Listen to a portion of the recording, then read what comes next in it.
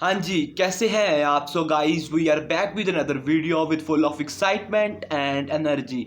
वैसे यार मुझे लग रहा है कि मेरी एनर्जी ख़त्म हो जानी है, क्योंकि भाई एक हफ्ता हो गया है और जहाँ पर सब्सक्राइबर्स थे वहीं पर ही अड़े हुए हैं। एनीवेज, आज की इस वीडियो में हम बात करेंगे टॉप 3 क्रिकेट न्यूज़ के बारे में। नंबर 1 पर हम बात करेंगे बाबर आजम और सरफराज अहमद के बारे में।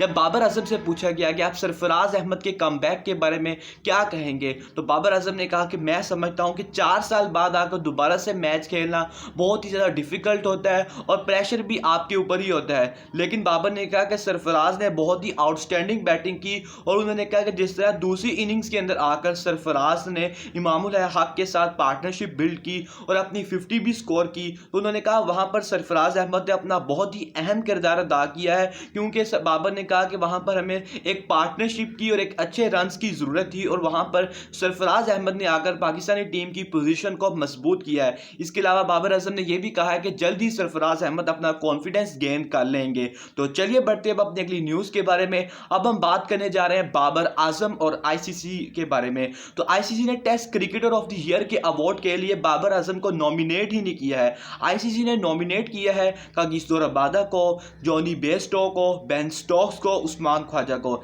इस नॉमिनेशन के अंदर 2 बैट्समैन शामिल हैं, उस्मान ख्वाजा और जॉनी बेस्टो, जिनके रन्स भी बाबर आजम से कम है और सेंचुरीज भी बाबर आजम से कम है। इसके बावजूद आईसीसी ने बाबर आजम को नॉमिनेट ही नहीं किया। आईसीसी को पता था कि इस साल सबसे ज़्यादा जो नॉमिनेट प्लेयर कोई होगा वो होगा बाबर आजम। इस वजह से आईसीसी ने जहां पर सबसे ज़्यादा हक बनता था बाबर आजम का, वहां से बाबर आजम की छुट्टी करवा दी और इस चीज़ पर पाकिस्तानी फैंस बहुत ज़्यादा नाराज़ है और उन्होंने आईसीसी के सोशल मीडिया हैंडल्स पर जाकर स्पैम करना शुरू कर दिया है कि वेयर इज़ बाबर आजम। और एक आदमी ने क्या खूब लिखा हुआ था कि जब मैं मर जाऊं तो मेरी जो बॉडी है वो साइंटिस्ट को दे देना, लेकिन उसने कहा कि मेरे दोनों हाथों की मिडल फिंगर्स और मेरे दोनों पाँव की जो मिडल फिंगर्स हैं वो आईसीसी को दे देना। यानी कि इस हद तक गुस्सा है पाकिस्तानी अवाम को, जो कि एक जायज़ हक है उनका। और आईसीसी ने कई मरतबा पाकिस्तानी क्रिकेटर्स के साथ दोहरे म्यार किए हुए हैं। तो चलिए बढ़ते अब अपनी अगली न्यूज़ के बारे में। अब हम बात करने जा रहे हैं सरफराज अहमद के बारे में कि जब सरफराज अहमद से पूछा गया कि आपने केन विलियमसन के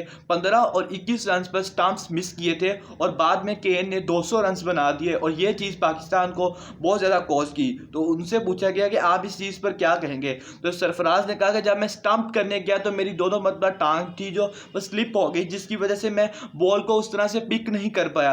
लेकिन सरफराज ने यहाँ पर एक बहुत अच्छी बात की कि ये कोई एक्सक्यूज़ नहीं है, मैं अपनी गलती को एक्सेप्ट करता हूँ। उसके अलावा सरफराज ने ये भी कहा कि मैं काफ़ी लंबे अरसे बाद इंटरनेशनल लेवल पर आकर कीपिंग कर रहा था और मेरा उस तरह से कॉन्फिडेंस भी नहीं था और ये भी एक बहुत बड़ी वजह थी। लेकिन सरफराज ने कहा कि जल्द ही मेरा कॉन्फिडेंस भी वापस आ जाएगा।